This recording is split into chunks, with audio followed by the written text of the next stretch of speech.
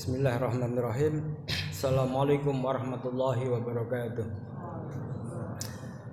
Alhamdulillah. Alhamdulillahilladzi khalaqal mauta wal hayata liyabluwakum ayyukum ahsanu amala wa huwal azizul ghafur. Asyhadu an la ilaha illallah wa asyhadu anna Muhammadan abduhu wa rasuluh. Allahumma shalli ala Muhammad wa ala ali Muhammad. Qala Allah Ta'ala fil Qur'anil Karim, a'udzubillahi minasyaitonir rajim. Bismillahirrahmanirrahim. Inna anzalnahu fi lailatul qadar wa ma adraka ma lailatul qadar. Lailatul qadri khairum min alfi syahr. Tanazzalul malaikatu warruhu fiha biidzni rabbihim min kulli amr. Salamun hiya hatta madla'il fajar. Shadaqallahul adzim. Jamaah salat Isya dan Qiyamul Ramadan Masjid Al-Mahdi rahimahullah. Puji syukur kita panjatkan pada Allah di mana pada malam hari ini kita masih bisa berhimpun di masjid ini menjalankan salat Isya dan juga Qiyam Ramadan, dan kita berada pada sepertiga malam yang terakhir atau 10 malam yang terakhir, di mana dalam hadis muttafaqun alaih Rasulullah menyebutkan barang siapa mencari Lailatul Qadar maka carilah ia pada 10 malam yang terakhir.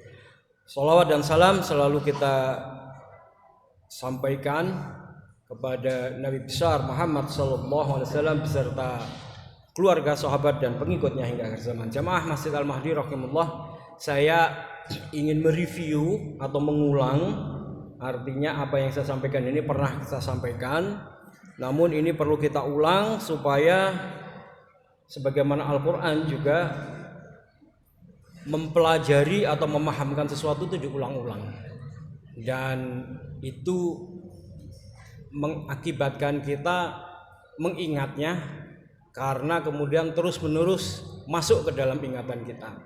Nah, saya ingin mengingatkan atau mereview materi pada malam hari ini itu tentang Lailatul Qadar yang sudah tertulis di situ, bahwa Lailatul Qadar ini adalah fasilitas istimewa dari Allah untuk umat Nabi Muhammad SAW, sehingga kemudian kita ini harus bersyukur dan meningkatkan sholawat kita kepada Nabi, karena kita ini hidup menjadi umatnya Nabi Muhammad.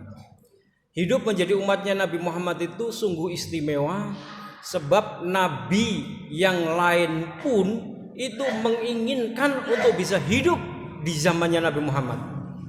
Di dalam kisah Isra Mi'raj kita mendengar kisah bagaimana Nabi Musa itu menginginkan bisa hidup ya sebentar saja menjadi umatnya Nabi Muhammad, dan yang sebentar itu beliau menginginkan untuk hidup 1 bulan di bulan Ramadan.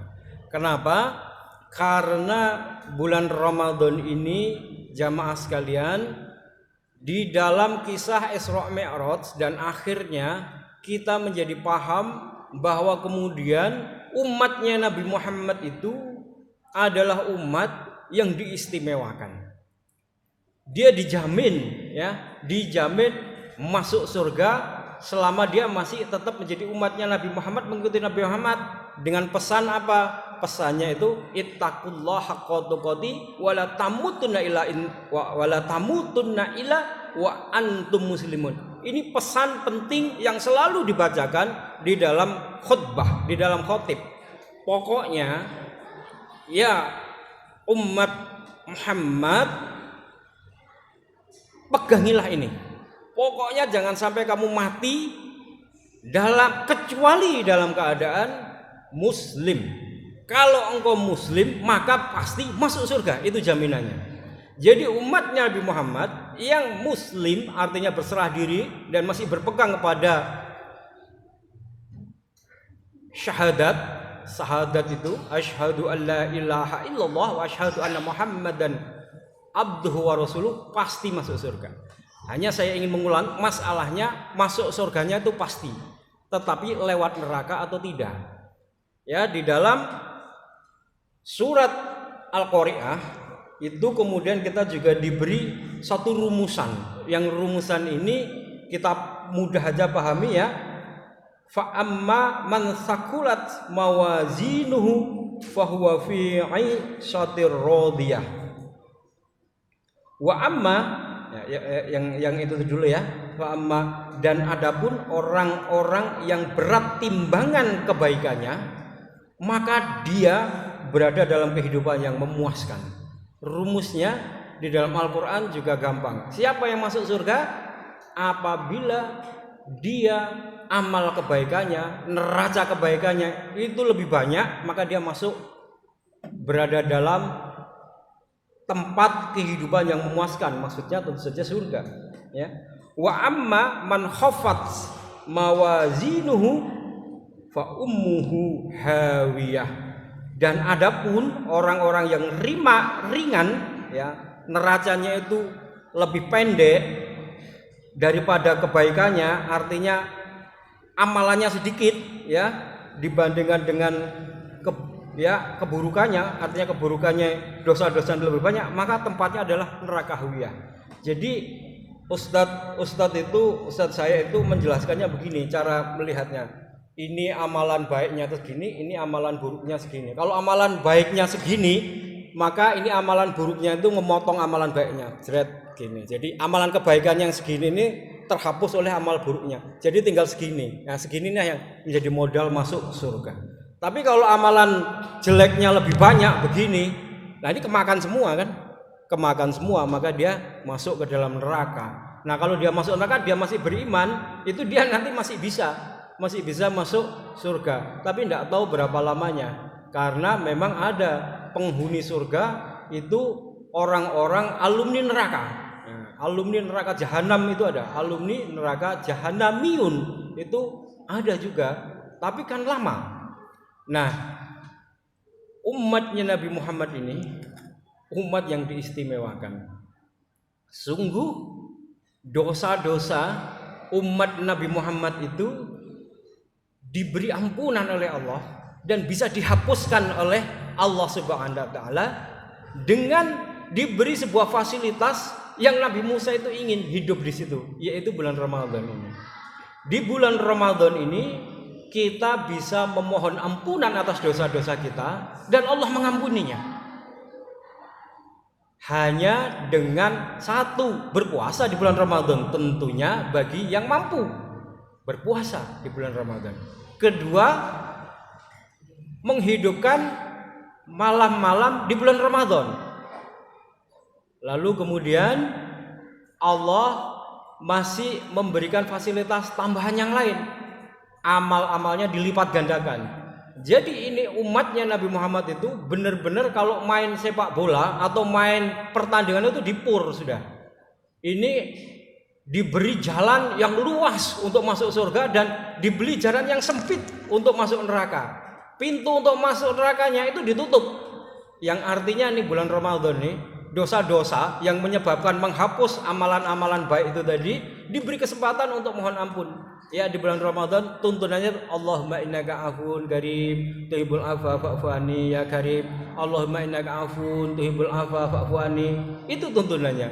Kita iktikaf, berhenti di masjid seperti tadi dijelaskan oleh Ustadz Imam Mahfudi. Artinya kita duduk di masjid, berhenti, mengkhususkan diri untuk beribadah. Lalu kemudian di malam-malam bulan Ramadan ini, khususnya 10 hari yang terakhir, kita diajarkan untuk memohon ampunan atas dosa-dosa kita.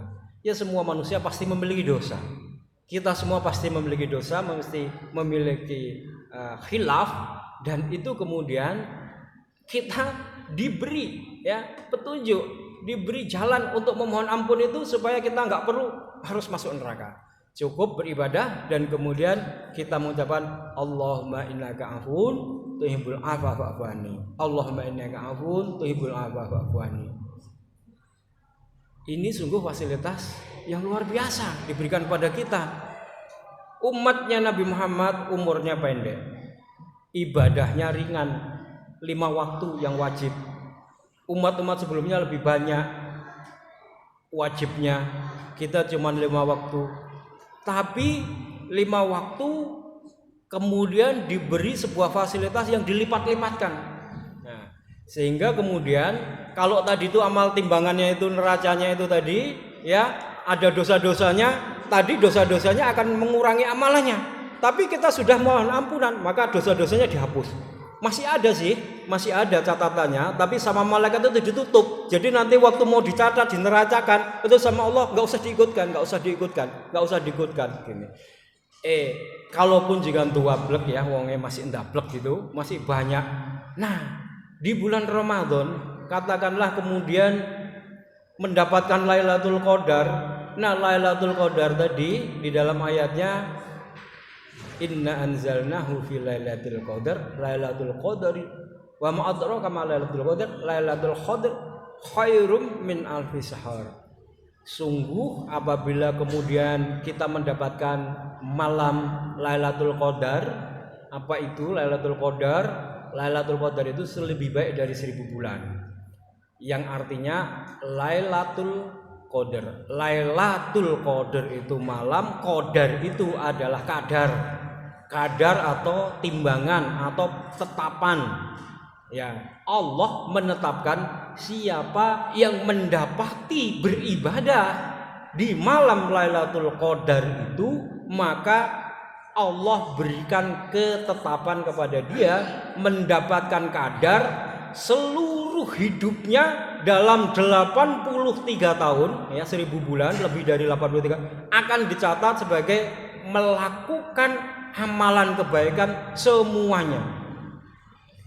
Dicatat melakukan amal kebaikan semuanya. Jadi ini kalau kita pakai hitung-hitungan gampangan, ini kalau ditimbang nih ya, kita ini sudah minta ampun pada Allah, tapi kita masih punya dosa-dosa pada manusia yang sampai mati kemudian kita nggak sempat minta maaf, atau ya kemudian tersilap dan kemudian lari tagih ya, waktu di akhirat Allah adil ditagih, habis juga kita. Tadinya masih banyak, tapi kemudian ya kita punya tanggungan pada orang ya, kita punya salah pada orang, lalu ditagih habis.